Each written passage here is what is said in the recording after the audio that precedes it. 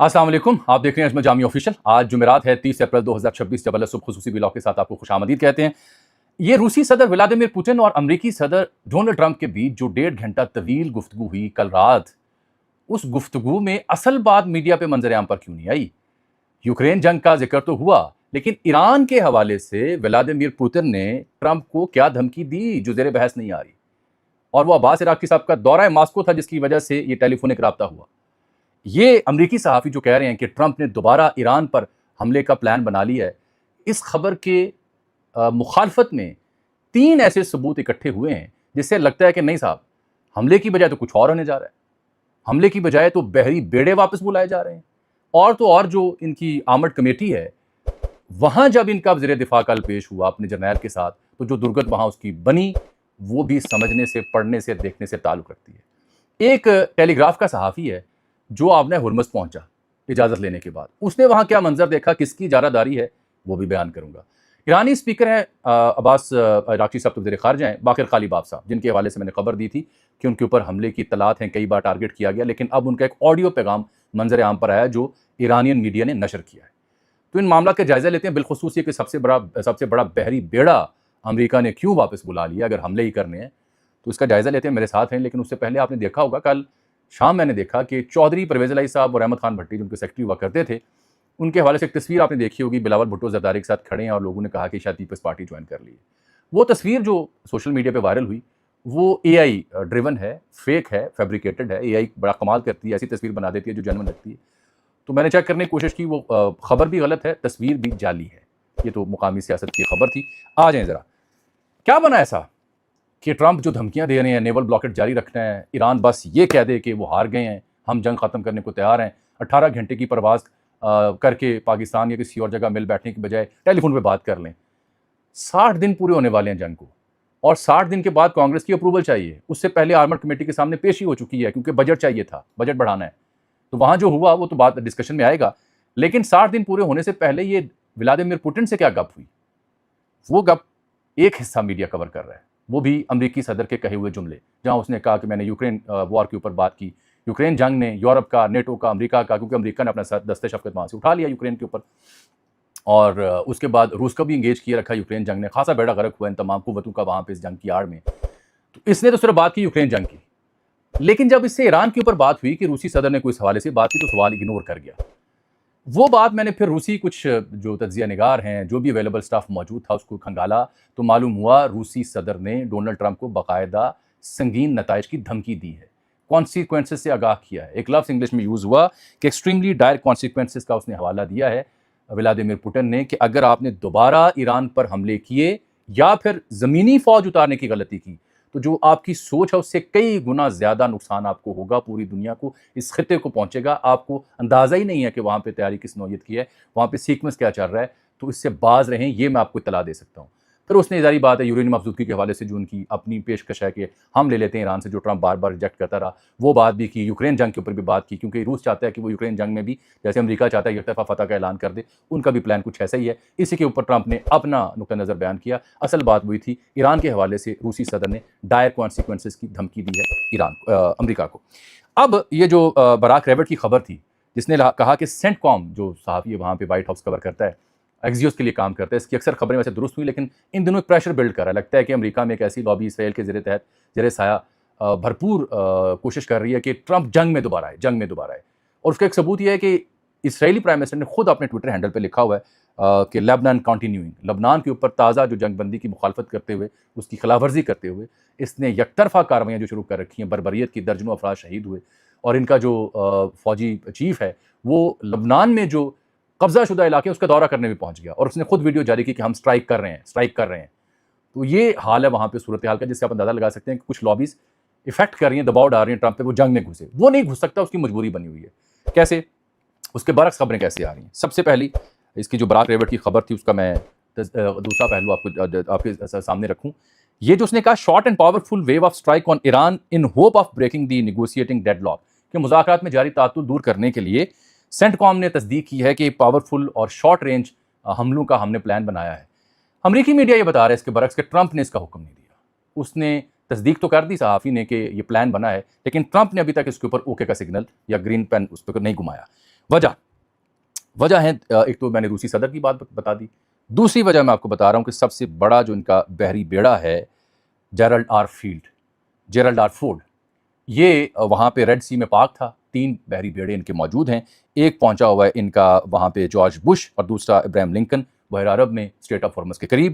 تو یہ جو جیرلڈ آر فورڈ معاف کیجیے گا، یہ کوئی 10 ماہ سے کھجل خوار ہو رہا ہے، اس کو نقصان بھی پہنچا تھا، تو 4500 سے زائد کا عملہ اس پہ سوار ہے۔ یہاں پہ خوراک پانی کے راشن کے مسائل بھی ہوئے تھے، 309 دن اس کے مجموعی طور پر بنتے ہیں۔ اب اس کو امریکہ واپس بلا لیا گیا ہے، یہ وسط مئی میں امریکہ پہنچے گا۔ یہ کانگریشنل جو ہیئرنگ ہوئی اس میں بھی اس کے اوپر سوال اٹھے کہ اس کا خرچہ کیوں آپ برداشت کر رہے ہیں، it is good for nothing, یہ صرف اور صرف کہانی بنانے کے لیے، پریشر بلڈ کرنے کے لیے تھا۔ اور یہ خبر ہے واشنگٹن پوسٹ کی، 2 صحافیوں نے اسے رپورٹ کیا، جس سے یہ اندازہ ہوتا ہے کہ اگر جنگ کرنی ہوتی تو بحری بیڑے واپس نہ بلائے جاتے، ایک بات۔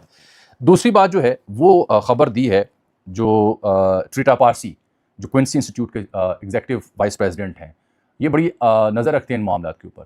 انہوں نے مڈل ایسٹ monitor.com کا حوالہ دیا اور فارس نیوز ایجنسی کا حوالہ دیا اور کہا کہ جو سیٹلائٹ ٹریکنگ ڈیٹا اگر اس کو دیکھیں تو پچھلے 72 گھنٹوں میں 52 ایرانین جو ویسلز ہیں وہ امریکی نیول بلاکٹ کو توڑ کر وہاں سے گزرنے میں کامیاب ہوئی۔ یہ بتاتے ہیں کہ 31 اس میں تیل بردار جہاز تھے اور 21 کارگو جہاز تھے جو یہاں سے گزرے ہیں، اور یہ سینٹ کام اس کے بدلے میں یہ دعویٰ کرتا نہیں، ہم نے تو 20 سے 24 جو ویسلز ہیں ایران کی وہ روکی ہوئی اور گزر نہیں پائیں، لیکن یہ ٹریٹا پارسی بتا رہا ہے کہ نہیں صاحب، یہاں پہ 72 گھنٹوں میں 52 ویسلز امریکی بلاکٹ کو توڑ کر گزرنے میں کامیاب ہوئی۔ یہ ہے تیسرا ثبوت جس کی بنیاد پہ ہم کہہ سکتے ہیں کہ نہیں، صورتحال کہیں اور جا رہی ہے، ایسا نہیں ہے، ٹرمپ اب اس معاملے میں نہیں گریں گے۔ آئی اے ای کے جو سربراہ ہیں رافیل گروسی، انہوں نے ایک بات کی اور تصدیق کی، جو ایران کا دعویٰ تھا اس کی تصدیق ہے کہ زیادہ تر افزودہ یورینیم ابھی بھی اصفہان میں موجود ہے، امریکی دعوے کے مکمل انہوں نے تباہ کیا، یہ غلط دعوے ہیں۔ اب آ جاتے ہیں وہ جو کانگریشنل ہیئرنگ والا معاملہ ہے، وہاں پہ کیا درگت بنی۔ وہاں پہ پہنچا تھا یہ پیٹ ہیگزٹ جو سیکرٹری وار ہے، اس کے ساتھ جنرل ڈین کین بھی تھا، $25 ارب اس نے کہا خرچ ہوئے وہاں پہ۔ ایوان نمائندگان کی جو آرمڈ سروس کمیٹی ہے وہاں جنگ کے بعد پہلی دفعہ پیشی تھی، یہ پہنچے تھے کہ فوجی بجٹ میں اضافہ کیا جائے، جو یہ چاہتے ہیں کہ کوئی میرے خیال 970-80 ارب ڈالر کے قریب ہوگا، یہ چاہتے ہیں کہ $1.5 ٹریلین امریکی دفاعی بجٹ ہو جائے۔ تو انہوں نے کہا جی ابھی تک $25 ارب خرچ ہوئے اس جنگ کے اوپر، تو سوال جواب وہاں پہ ہو رہے تھے۔ تو وہاں پہ جو ڈیموکریٹس کے نمائندگان موجود تھے انہوں نے بتایا کہ اس حساب سے تو فی امریکی نے $600 فی شہری نے بیئر کیے ہیں، کاہے کو؟ یہاں پہ انہوں نے یہ بھی اعتراف کیا کہ نہیں، وہ نیوکلیئر ہتھیار نہیں بنا رہے تھے، ابھی بنا نہیں تھا، تو انہوں نے کہا حملے کیوں کیے، اس کے اوپر بھی سوال ہوئے۔ لیکن سب سے دلچسپ جو 2 پہلو آئے وہ میں بتا دیتا ہوں آپ کو۔ ایک ڈیموکریٹ رکن ہے سارا جیکبس، انہوں نے کہا کہ کیا امریکی صدر ڈونلڈ ٹرمپ جو ہیں وہ ذہنی طور پر کمانڈر ان چیف کے لیے موزوں ہیں۔ جب وہ یہ کہہ رہی تھیں تو میں نے وہ ویژولز بھی دیکھے، ان کے پیچھے ان کا ایک معاون کھڑا تھا جو ٹرمپ ٹروتھ سوشل پہ پوسٹنگ کرتا ہے، اے آئی بنائی ہوئی، جیسے اس نے حضرت عیسیٰ علیہ السلام کی سے مشابہت والا نعوذ باللہ ایک ٹروتھ سوشل پہ پوسٹ کی جو ڈیلیٹ بھی کی، اس کے علاوہ کئی دفعہ ہالی ووڈ کے جنگی ماحول بنا کے، تو وہ اس طرح کی چیزیں اس نے اٹھائی ہوئی تھی پیچھے، تاکہ وہ معاون ہدایتکار کے طور پر، معاون اداکار کے طور پر وہ پورا ویژول پیش کرتا رہے۔ تو اس نے جب یہ پوچھا اس سے امریکی سیکرٹری وار سے کہ ہاں جی یہ ذہنی طور پر یہ بندہ جس کے یہ کرتوت ہیں تو یہ کمانڈر ان چیف کے لیے موزوں ہے، تو پھر تلخی شروع ہوئی اور پیٹ ہیگزٹ کے پاس جواب نہیں تھا۔ اس نے آگے سے یہی کہا کہ میں نے یہ سوال پوچھا تھا جب جو بائیڈن 4 سال کے لیے امریکی صدر رہے، تو اس نے کہا نہیں، جب یہ الیکشن ہم لڑے تھے ٹرمپ کے ساتھ تب وہ صدر کا کینڈیڈیٹ نہیں تھا، ہمارا صدر کا کینڈیڈیٹ کچھ اور تھا۔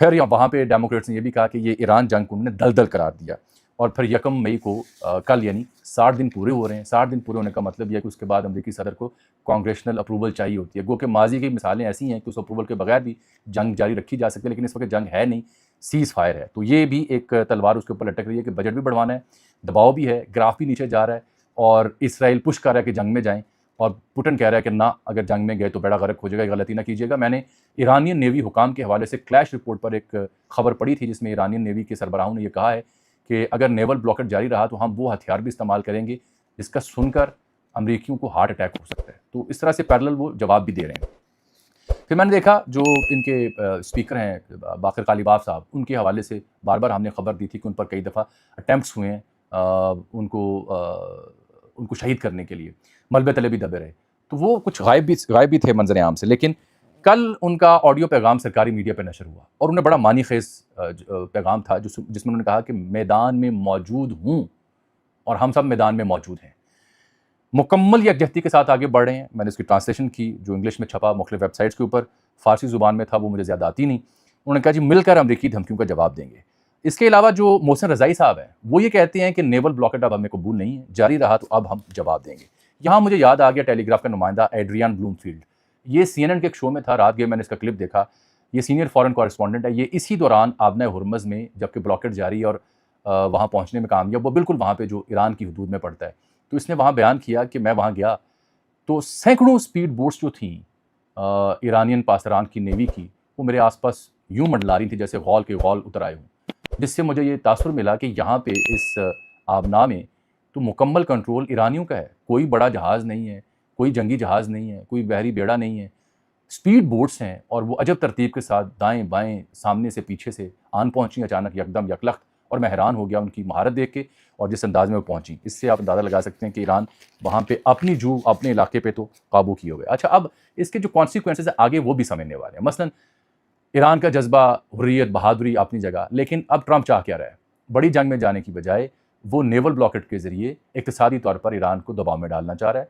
और उसका एक सबूत यह, कुछ आज़ादाना माहिरीन ये समझते हैं कि 20 से 28 दिन मज़ीद जो ज़खायर होते हैं प्रोडक्शन किए बगैर वो मौजूद हैं ईरान के पास। लेकिन जो ईरानियन रियाल की जो मालियत है, वो $1 अमरीकी अगर लेना हो तो कोई 18 लाख ईरानियन रियाल देने पड़ते हैं। ये करेंसी की डीवैल्यू की निशानी है। फिर अगर प्रोडक्शन नहीं हो रही उस तरह से और बाहर नहीं उस तरह से जा पा रहे, उसका नुकसान है, क्योंकि ट्रंप ने कहा $500 मिलियन का नुकसान हो रहा है। ईरानियन जद्दोजहद और जवाब अपनी जगह, और जो कह भी रहे हैं कि ब्लॉकेट को हमने ख़त्म करना है। इसके साथ मैं देखता हूँ कि जो ब्रेंट ऑयल की कीमत ही रात की जो मैंने देखी, जब से ये जंगबंदी में आगे कोई पेशरफ नहीं हो पा रही, कोई अमन मुआहिदा नहीं हो पा रहा, ना नेवल ब्लॉकेट ख़त्म हो रहा है, ना ही कोई दस्तखत हो रहे हैं किसी पीस डील के ऊपर, तो $119.50 पर जा पहुँचा है फ़ी बैरल तेल। तो इससे आप तैयारी ये पकड़ें कि पाकिस्तान में भी तेल की कीमतों में इजाफा होगा। पहले ही बत्ती, बिजली, पानी के मसाइल हैं, रोज़गार बंद हो रहे हैं, और 8 बजे जो मार्केटें बंद करनी है उसके ऊपर डॉन की रिपोर्ट भी थी कि सैकड़ों अरब रुपए का नुकसान पहुँचा है मुल्क की मईशत को, ताजरों को। तो हुकूमत को ये भी सोचना चाहिए कि जो नुकसान 8 बजे बंद करने से पहुँचा है, क्या बिजली बचाने से जो फ़ायदा हुआ वो उससे कम है या ज़्यादा है? इस तरह भी सोचना चाहिए ना, ताकि कारोबार तो चलता रहे। लोग 8 बजे वाले बंदिश के ऊपर सरापा एहतजाज भी हैं।